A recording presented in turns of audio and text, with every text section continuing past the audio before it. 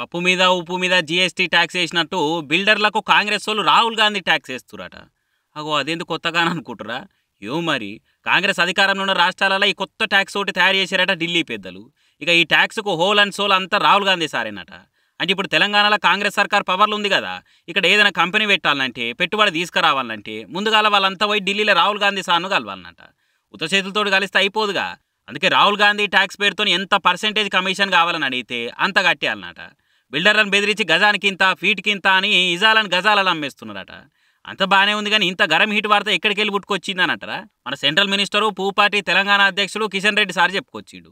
నేరుగా ఒక్కొక్కరు చెప్తాను, మీరు ఢిల్లీకి పోయి పలానా వాళ్ళకి ఇచ్చిరండి, లేకపోతే మీ మీద కేసు ఉంటుంది, మీరు మాకు ఇవ్వాల్సిన అవసరం లేదు, నేరుగా ఢిల్లీలో ఆర్జీ ట్యాక్స్ పేరు మీద ఇచ్చిరండి ఆదేశాలు ఇస్తున్నారు. చాలా మంది ఇప్పటికే ఢిల్లీకి వెళ్ళి మాకు వార్తలు వస్తా ఉన్నాయి. ఇంతకు ముందు 2 రాష్ట్రాల్లో ఉండేది, ముందు తమిళనాడు స్క్వేర్ ఫీట్ కింద రేటు.